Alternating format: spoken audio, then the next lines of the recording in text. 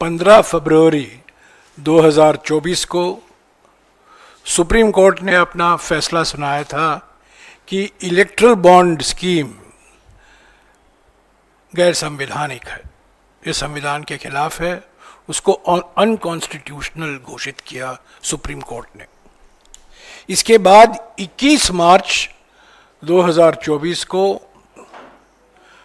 Supreme court के दबाव के कारण एसबीआई ने, स्टेट बैंक ऑफ इंडिया ने सारी जानकारी पब्लिक में डाल दी। किसने इलेक्ट्रल बॉन्ड खरीदा है, कब खरीदा है और किन किन पार्टियों को फायदा पहुंचा है। ये 21 मार्च 2024 को ये जानकारी प्रकाशित हुई। उसी 2 दिन बाद यानी कि 31 मार्च 2024 को हमारी पार्टी ने उस जानकारी को लेकर पाइथन कोड, आपको याद होगा, पाइथन कोड के इस्तेमाल करके हम लोगों ने 4 रास्ते ढूंढ निकाले जिससे ये षड्यंत्र रचा गया। और मैं आपको याद दिलाना चाहता हूं ये 4 रास्ते क्या थे। पहला रास्ता था चंदा दो धंधा लो, ये सीधा रास्ता था, चंदा दो धंधा लो। दूसरा रास्ता था ठेका लो धंधा चंदा दो। क्या फर्क है इन दोनों में? पहला रास्ता चंदा दो धंधा लो, ये प्रीपेड हो गया। दूसरा रास्ता जो था ठेका लो चंदा दो या रिश्वत दो, उसको कह सकते हैं रिश्वत दो, ये पोस्ट पेड हो गया। तो पहला रास्ता प्रीपेड था रास्ता, दूसरा रास्ता पोस्ट पेड रास्ता था। अब देखिए तीसरा रास्ता क्या था जो इस एफआईआर के संदर्भ में अहम महत्व रखता है, और यह तीसरा रास्ता था हफ्ता वसूली। और यह हफ्ता वसूली का दूसरा नाम पोस्ट रेड, पोस्ट पेड नहीं, पोस्ट रेड। ऐसे कई कंपनियां थी जिन पर रेड हुआ, उन्होंने इलेक्ट्रल बॉन्ड खरीदा और वो छूट गए, ईडी के जाल से छूट गए। तो ईडी का इस्तेमाल, भारी इस्तेमाल हुआ इस तीसरे रास्ते में, यानी कि हफ्ता वसूली रास्ते में, पोस्ट रेड रास्ते में। और चौथा रास्ता था फर्जी कंपनी। आज भी नहीं पता चल पाया है इन फर्जी कंपनियों का असली मालिक कौन है। हम अनुमान लगा सकते हैं क्योंकि हमारे देश में शेल कंपनियों के कई उस्ताद हैं, तो हो सकता है, वास्तविक है कि ये शेल कंपनी भी उन्हीं के होंगे। तो ये 4 रास्ते कुल मिलाकर बीजेपी को 5.5 साल में 6,000 करोड़ रुपए से भी ज्यादा चंदा वो इकट्ठा कर पाए। चंदा दो धंधा लो प्रीपेड, ठेका लो रिश्वत दो पोस्टपेड, हफ्ता वसूली पोस्ट रेड, और चौथा फर्जी कंपनी। तो यह है बैकग्राउंड, यह है पृष्ठभूमि इस एफआईआर का। 4 महीने से हम मांग कर रहे हैं कि एक एसआईटी होना चाहिए सुप्रीम कोर्ट में, ताकि पूरा खुलासा हो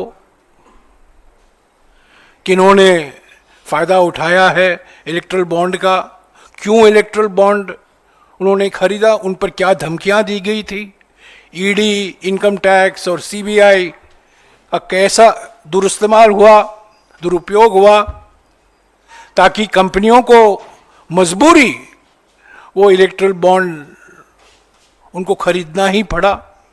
हमने ये मांग करते आए हैं।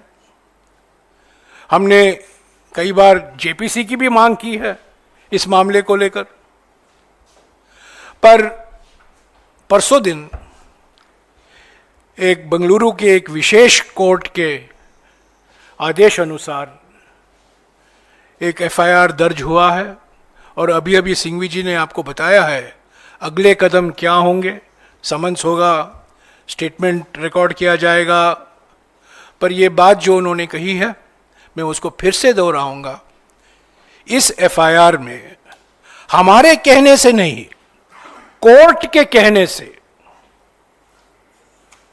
ये जो नाम एफआईआर में शामिल किए गए हैं ये कोर्ट के वजह से, कोर्ट ने कहा है, आदेश दिया है, विशेष अदालत ने आदेश दिया है। एक्यूज नंबर 1 सर्वोपरि देश के हमारे वित्त मंत्री हैं, उनको फौरन इस्तीफा देना चाहिए, नैतिक रूप से, न्यायिक रूप से और राजनीतिक रूप से वो दोषी हैं। ईडी, इनकम टैक्स, ये दो संस्थाएं सीधे वित्त मंत्रालय से जुड़े हुए हैं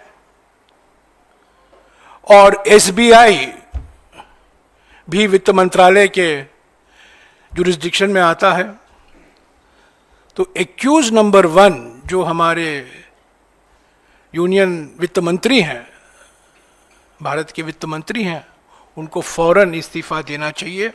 ऐसे तो जो कार्रवाई होनी है न्यायिक रूप से, अभी जो सिंघवी साहब ने कहा है वो किया जाएगा, वो चलता रहेगा। पर आज हमारी मांग है इस एफआईआर को मद्देनजर रखते हुए वित्त मंत्री का इस्तीफा अनिवार्य है। शुक्रिया। अगर आपके कुछ सवाल हैं अभी आप पूछ सकते हैं। हाँ जी।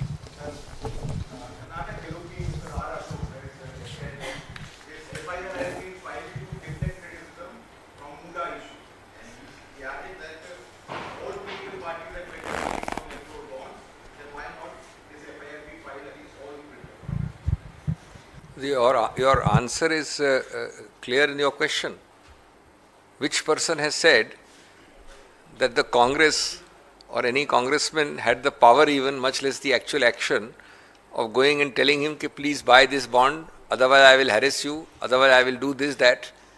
Where is the allegation? The allegation is only because the so-called ruling elements in ruling parties, in ruling seats had the power. That's how the allegation starts. So it's a completely lopsided, ridiculous, perverse kind of comment to make, saying that the same thing should apply to the Congress. No other party in this country for the last 12 years has not only had this power but has exercised it so brazenly, so perversely, so malafide. So the allegation is based on that who exercises the power. देखिए FIR क्यों दर्ज हुआ? FIR इसलिए दर्ज हुआ है क्योंकि संस्थाओं का दुरुपयोग हुआ है, धमकी दी गई है, उत्पीड़न हुआ है। जैसा कि मैंने कहा, हफ्ता वसूली का रास्ता अपनाया गया है और कोर्ट ने कहा है ये एक्सटॉर्शन है, धमकी देकर चंदा लिया गया है। वही तो मूल कारण है, मूल बात तो ये है। और पिछले 10 साल से ईडी हमारे हाथ, कांग्रेस पार्टी के हाथ में नहीं है, इनकम टैक्स हमारे हाथ में नहीं है, सीबीआई हमारे हाथ में नहीं है। तो हम कैसे इन संस्थाओं का दुरुपयोग कर सकते हैं? अगर इन संस्थाओं का दुरुपयोग हुआ है, जो कोर्ट ने माना है और कोर्ट ने कहा है, तो वास्तविक है कि गुनहगार तो बीजेपी है, बीजेपी पार्टी है, बीजेपी के नेता हैं। तो ये आरोप लगाना नेता प्रतिपक्ष कर्नाटक में अशोक जी के द्वारा बिल्कुल बिना तथ्य है, बेमतलब है। और ये एफआईआर इसलिए दर्ज किया गया है क्योंकि विशेष अदालत ने कहा ये एफआईआर दर्ज करो, ये आदेश दिया गया और उस आदेश अनुसार ये एफआईआर दर्ज हुआ है। कांग्रेस पार्टी, मैं फिर से स्पष्ट कर देना चाहता हूं, कांग्रेस पार्टी का इस एफआईआर से कुछ लेना देना नहीं है।